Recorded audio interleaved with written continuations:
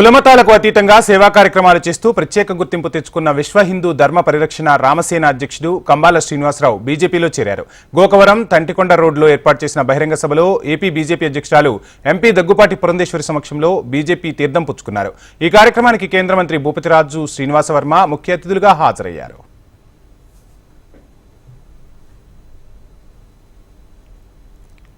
ఈ ప్రాంతం మీకు అందరికీ తెలిసిందే, మీడియా వాళ్ళు ఉన్నారు కాబట్టి మళ్ళీ ఒకసారి చెప్తున్నాను. ఈ ప్రాంతం ఆంధ్రప్రదేశ్లోని తూర్పుగోదావరి జిల్లా రాజమండ్రి దగ్గరికి 33 కిలోమీటర్ల దూరంలో ఉంది ఇది గోకవరం. నేను ఇక్కడే పుట్టి పెరిగాను. హైదరాబాద్లో ఉద్యోగరీత్యా ప్రముఖ పారిశ్రామిక కంపెనీలో ఫార్మా ఇండస్ట్రీలో సీనియర్ జనరల్ మేనేజర్గా పనిచేస్తూ నేను వాలంటీర్ రిటైర్మెంట్ తీసుకున్నాను. 2 కుమార్తెలు, వారిద్దరూ అమెరికాలో స్థిరపడారు. భారతదేశంలో జరుగుతున్న రాజకీయ పరిస్థితులు, భారతదేశంలో అన్ని మతాల వాళ్ళు, కులాల వాళ్ళు అన్నదమ్ముల్లా బ్రతుకుతుంటే కొంతమంది విదేశస్తులు మన భారతదేశం యొక్క ఔన్నత్యాన్ని, విశిష్టతని, గొప్పతనాన్ని పాడు చేయడానికి ఎన్నో సంఘ విద్రోహ శక్తులు చేస్తూ మన మధ్య చిచ్చు పెట్టి మతం అంటే జీవన విధానం. చాలామందికి చాలా ఛానల్స్లో టీవీలో కూడా చెప్తుంటాను, మతం అంటే జీవన విధానం. కానీ అంటే మనం ఎలా బ్రతుకుతున్నాం, మన కట్టు బొట్టు నడవడిక, మన సాంప్రదాయాలు, దీన్ని మతం అంటారు. కానీ కొంతమంది మన భారతీయ సహోదరుల్ని, కొంతమంది ఎవరో డబ్బు కాసపడిన వాళ్ళనో ఇంకోళ్ళనో చూసి మతాన్నే దేవుడిగా మార్చి దానితోటి అడ్వాంటేజ్ తీసుకుంటూ మన మధ్య చిచ్చు రేపి బయట వాళ్ళు విద్రోహ శక్తులు మన కోసం అలా చేస్తున్నారని సత్యాన్ని గ్రహించలేక మన అన్నదమ్ములు కొంతమంది ఏదైతే ప్రలోభాలకు లోపడ్డారో వాళ్ళు చేసే పనులకి ఈ రోజున మనం అందరం కూడా ఇలాంటి తప్పుడు దోవలు వెళ్ళడానికి అవకాశం వస్తుంది. ఇలాంటివన్నీ నేను మాధ్యమాల్లో చూసిన తర్వాత నేను నా గోకారం గ్రామానికి వెనక్కి వచ్చి నాకు ఎక్కడైతే సామాజిక బలం ఉందో ఆ సామాజిక బలాన్ని ద్వారా నేను మళ్ళీ ఎదురుకి వెళ్ళాలనే ఉద్దేశంతో ఇక్కడ ఉన్నటువంటి చాలా ముఖ్యమైన వ్యక్తులు నేను ఒకసారి పరిచయం చేయబోతాను. వారు కొంచెం స్టేజ్ మీదకి ఎదురుగా నిలబడడం కానీ నా పక్కన రావడం చేయాల్సిందిగా కోరుకుంటున్నాను. నేను ఎందుకంటే ఇంత పెద్ద వ్యవస్థ నేను నడుపుతున్నాను అంటే నా ఒక్కడి వల్ల సాధ్యం కాదు. దానిలో ముఖ్యంగా జగన్నాథ శర్మ గారు, ఆయన ఒక్కసారి ఎదురు ఖర్చు కనిపించాల్సి కోరుకుంటున్నాను. వారితో కలిసి మొట్టమొదటిగా ఆధ్యాత్మిక కార్యక్రమాలు చేస్తూ ఒక 50 కేజీల పులిహార మా గోకవరం గ్రామంలో అమ్మవారి ఆలయంలో వితరణ చేయడమే కాకుండా చుట్టుపక్కల గ్రామాల్లో కూడా చేయడం జరుగుతుంది. అలాగే నా అక్క కొడుకైనట్టి మామిడి అయ్యప్ప ఒకసారి ఎదురుకొచ్చి కనిపించాల్సిందిగా కోరుతున్నాను. మామిడి అయ్యప్ప తర్వాత నా చెల్లి కొడుకు కళ్యాణ్ ఎక్కడున్నాడా, అలాగే తామర్ల రాంబాబు గారు, ఎనకోటి దొరగారు, వీరందరి సహకారంతో నేను ఈరోజు ఇంత విశిష్టమైన 18 రకాల సేవలు నేను విశిష్టంగా చేస్తానంటే కారణం వీరందరి సహకారం లేకుండానే చేయాలి. అలాగే మా దేవీ చౌక్ కమిటీ సభ్యులు ఎవరైతే ఉన్నారో వారు, అలాగే నాకు ఎవరైతే తోడుగా నడుస్తూ నేను పేరు చెప్పడం మర్చిపోయినట్టయితే వారిని అందరినీ క్షమించమని కోరుకుంటూ వారందరి సహకారంతో ఈరోజు నేను ఇన్ని రకాల కార్యక్రమాలు చేస్తాను. అయితే దీన్ని అబ్జర్వ్ చేస్తున్న వ్యక్తి మొదటగా మన కాకినాడ జిల్లా ప్రెసిడెంట్ అయిన చిలుకూరు రామకుమార్ గారు, వారు ఒకసారి నిలబడాల్సిందిగా కోరుకుంటున్నాను. ఒకసారి నిల్చోండి సార్.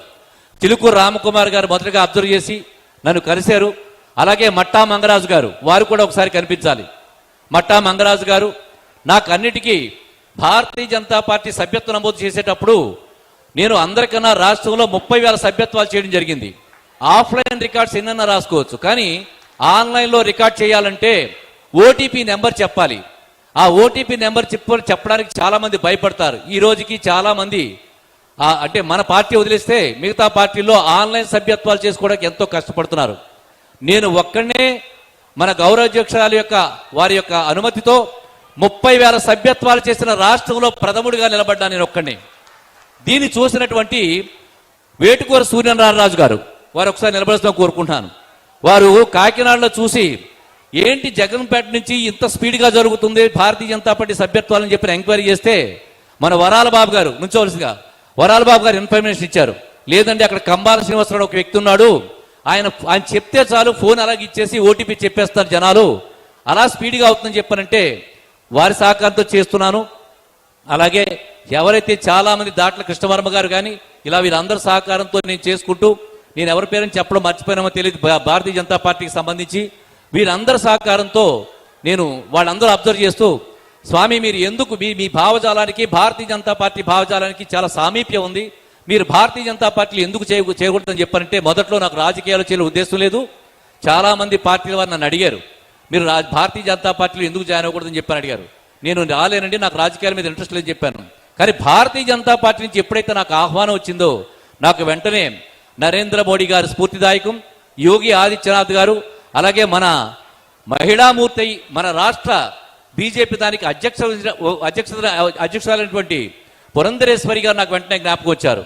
వారిని స్ఫూర్తిదాయకంగా ఎందుకు తీసుకున్నానంటే, భారతదేశంలో అన్నదమ్ముల్లా బ్రతుకుతున్న క్రైస్తవులని, ముస్లింస్ని, హిందువులని మతం పేరిట రెచ్చగొట్టి భారతదేశపు ఔన్నత్యాన్ని పాడు చేయాలని చెప్పి విదేశీ సంస్థల సోబుసులైనటువంటి ఎవరైతే విద్రోహ శక్తులు కోట్లాది రూపాయలు, లక్షలాది డాలర్లు పంపిస్తున్నారో, భారతదేశంలోకి పంపిస్తున్నారో, వాళ్ళని ఉక్కుపాదంతో అణిచివేస్తూ, ఒకప్పుడు కాంగ్రెస్ గవర్నమెంట్ ఉన్న రోజుల్లో మనం ఎన్నో బ్లాస్టింగ్లు చూసేవాళ్ళం, సంఘ విద్రోహ శక్తులు ఎన్నో పనులు చేసేవారు. ఈ రోజున నరేంద్ర మోడీ గారి నాయకత్వం వచ్చిన తర్వాత మీరు ఎక్కడైనా శాంతి తప్ప ఎక్కడ ఏవి చూడలేదు మీరు. అది అలాంటి మహానుభావుడు మన యొక్క ఆర్థిక పరిస్థితి, భారతీయ యొక్క ఆర్థిక స్థితిని ఆ 10వ స్థానం నుంచి 5వ స్థానం తీసుకొచ్చి రేపు ప్రొద్దున 3వ స్థానం దాకా తీసుకెళ్ళడానికి ప్రయత్నం చేస్తున్న మహానుభావుడు నరేంద్ర మోడీ గారు. తను భార్య నరేంద్ర మోడీ గారు చెప్పగానే చప్పట్లు కొడుతున్నారు, అందరూ చూడండి ఒకసారి. ఒక్కసారి నరేంద్ర మోడీకి అందరికీ చప్పట్లు కొట్టండి ఒకసారి. ఎస్, నరేంద్ర మోడీ గారి యొక్క స్ఫూర్తి యోగి ఆదిత్యనాథ్ అరవీర భయంకరుడు అని, నేను చాలా ఫ్యాన్ ఆయనకి. ఆయన స్ఫూర్తి ఇలాగే భారతదేశాన్ని రక్షణ వ్యవస్థలో అందరికీ ప్రపంచ దేశాలన్నింటిలోని కూడా చాలా అత్యున్నతమైన స్థానంలో నిలబెడుతూ, ఒకప్పుడు మన కాంగ్రెస్ గవర్నమెంట్ ఉండే పరిస్థితుల్లో ఆయుధాలు కూడా సరిగ్గా లేక మిలిటరీ వాళ్ళు ఇబ్బంది పడేవారు. అలాంటిది ఇప్పుడు అత్యాధునిక యుద్ధ విమానాలు, ఐఎన్ఎస్ విక్రాంత్ లాంటి భయంకరమైన ఓడలు గస్తీ కాయడానికి మనకి భారతదేశానికి ఎంతో పెద్ద తీరం ఉంది. దానికి అది నిజంగా మనకి రత్నగర్భది. దాన్ని కాపాడుకోవడానికి ఐఎన్ఎస్ విక్రాంత్ పెద్ద పెద్ద ఓడలు, అలాగే లోపల అత్యాధునికమైన